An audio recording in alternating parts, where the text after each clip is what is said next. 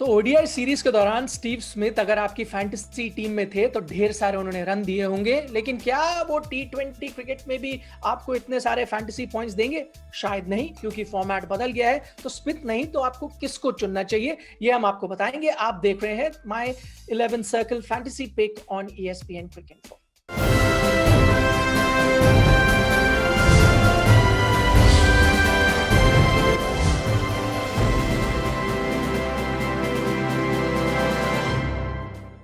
चलिए, हमेशा की तरह हम शुरुआत करते हैं हमारी प्रो टिप के साथ। और इस वक्त हम जो आपको प्रो टिप दे रहे हैं वो ये कि एवरेज बैटिंग स्कोर जो है इस मैदान पर लास्ट जो हम 5 T20 आए देख रहे हैं वो है 171 रनों का। और इनमें से सिर्फ एक ही ऐसा मैच हुआ है 5 में से जो टीम जब चेस कर रही थी तो जीतने में कामयाब हुई है।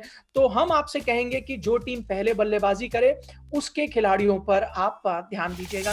दीप, हमने थोड़ा बहुत जैसे स्नीक पीक कहते हैं ना, यहाँ की कंडीशंस मिल गई उस ओडीआई मुकाबले में, उसको ध्यान में रखते हुए कैसे खिलाड़ियों का चयन किया जाए?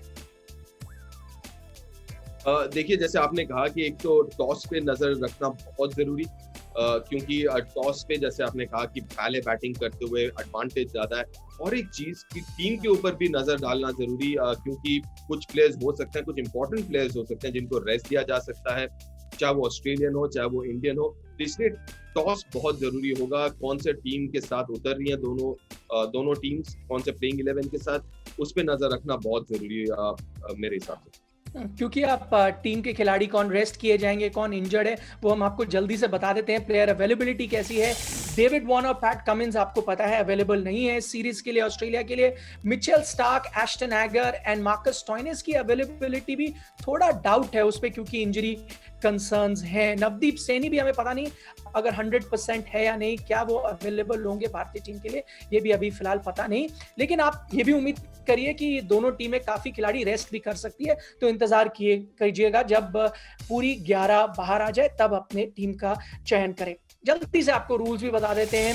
लगातार आप लोग खेल रहे हैं माय 11 सर्कल फैंटेसी क्रिकेट, उसमें आपके पास 100 क्रेडिट पॉइंट्स होते हैं पूरी टीम बनाने के लिए। हर खिलाड़ी के साथ कुछ ना कुछ क्रेडिट पॉइंट्स जुड़े होते हैं। 4 कैटेगरीज आपको भरनी पड़ती हैं, batsman, allrounders, wicket keeper, bowlers. इसी से आप अपने 11 चुने और सबसे ज्यादा आप 7 खिलाड़ी एक टीम से ले सकते हैं। ये नहीं कि एक ही टीम के सारे खिलाड़ी आपने भर लिए, आपको 6 बाकी टीम से भी चुनने होंगे। कप्तान किसको हमने यहाँ पर चुना है? केएल राहुल। घबराइए नहीं आप लोग जो सोच रहे होंगे वनडे सीरीज में ऐसा क्यों था, भाई T20 क्रिकेट में वो ऑरेंज कैप होल्डर है। हाल ही में जो आईपीएल खत्म हुआ, इंडिया के टॉप रेटेड बैट्समैन है T20 क्रिकेट में, वर्ल्ड में नंबर 4 पर है। और वो कंप्लीटली डिफरेंट बल्लेबाज हो जाते हैं इस फॉर्मेट में। अगर आप देखें पिछले 2 साल में उन्होंने 16 पारियां खेली हैं, 679 रन बनाए हैं, एवरेज भी 48 का है, स्ट्राइक रेट भी शानदार 143 का। तो जैसे हमने कहा उनका फेवरेट फॉर्मेट है और फेवरेट पोजीशन भी अब मिलेगी। पारी की शुरुआत करेंगे तो इन पे आप ध्यान रखिए। वाइस कप्तान हमने ग्लेन मैक्सवेल को चुना है।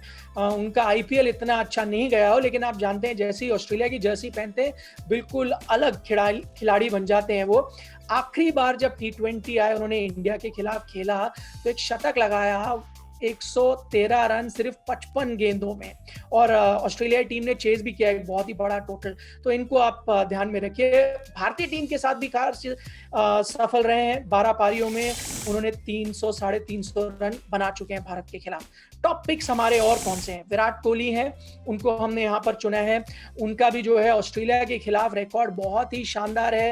अगर आप उनका देखें यहाँ पर औसत 64 का औसत है, स्ट्राइक रेट 147 का, 16 T20 आए जो ऑस्ट्रेलिया के खिलाफ खेले हैं उसमें है। और इन ऑस्ट्रेलिया अगर आप देखें तो ये रिकॉर्ड और भी बेहतर हो जाता है। आप शायद इसको सुन के हैरान हो कि भाई भारत में तो रन नहीं बना रहे, ऐसा नहीं है। ऑस्ट्रेलिया में 317 रन उन्होंने बनाए हैं, एवरेज 79 की है। और यहाँ पर उन्होंने 96 रन 60 बॉल में भी बनाए थे हेजलवुड, स्टार्क और टाई के खिलाफ। इतनी गेंदें उन्होंने इन 30 गेंदबाजों के खिलाफ खेली हैं, 60 गेंदें और 96 रन बनाए हैं। एक बार भी आउट नहीं किए गए इन 3 गेंदबाजों से। एरन फिंच को हमने यहाँ पर चुना है। हाईएस्ट स्कोरर तो थे वो ओडीआई सीरीज में, T20 में भी वो ऑस्ट्रेलिया के टॉप रैंक खिलाड़ी है, नंबर 3 है वो विश्व में इस वक्त T20 जहां तक सवाल है, तो इन्हें हमने दिया है। हार्दिक पांड्या को हम कैसे भूल सकते थे? वनडे में तो अच्छा किया, T20 में भी वो बहुत अच्छा करते हैं। जब से ऑस्ट्रेलिया पहुंचे हैं शानदार उनका परफॉर्मेंस रहा है, हाईएस्ट रन स्कोरर थे इंडिया के लिए ओडीआई सीरीज में, जैसे हमने आपको बताया। दीप, इसको देखकर एक अगर कमेंट में आपसे चाहूंगा, टॉप पिक जो हम देखते हैं ना, यानी मस्ट हैव, उसमें स्टीव स्मिथ का यहाँ पर नाम नहीं है। शायद हम उसको 11 में जरूर चुन लें, लेकिन टॉप पिक में यहाँ पर नहीं है, क्योंकि चेंज ऑफ फॉर्मेट है, इसलिए सोच में भी थोड़ा बदलाव।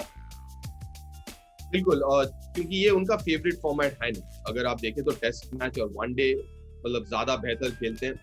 ये फॉर्मेट तो उस तरीके से स्टीव स्मिथ नहीं खेल पाते, तो वो एक अच्छी बात है, मतलब उस नजरिए से आप देखें। दूसरी बात, आपको आपके दिमाग में ये भी रखना जरूरी कि 100 ही क्रेडिट पॉइंट्स है, तो वहां पे आप जरूर चाहेंगे कि ये तो आपके बैट्समैन हो गए, फिर आपको बॉलर्स भी लेने हैं। तो उस नजरिए से मेरे ख्याल से ये एक अच्छा निर्णय है कि आप स्टीव स्मिथ, जिनका क्रेडिट पॉइंट्स ठीक ठाक होगा, उनको ना लें, क्योंकि जो जिनके आपने नाम बताए अभी तक, जो टॉप 5-6 आपने जो टॉप पिक्स बताए, बिल्कुल सही बताए, और मैं बिल्कुल सहमत हूँ उन टॉप पिक्स से, क्योंकि अच्छे फॉर्म में है और ये फॉर्मेट भी उनके लिए। डिफरेंशियल पिक्स कौन होंगे? वो खिलाड़ी जिनके क्रेडिट पॉइंट कम है लेकिन आपको अंक ढेर सारे दे सकते हैं। उनमें हमने चुना है एश्टन एगर को।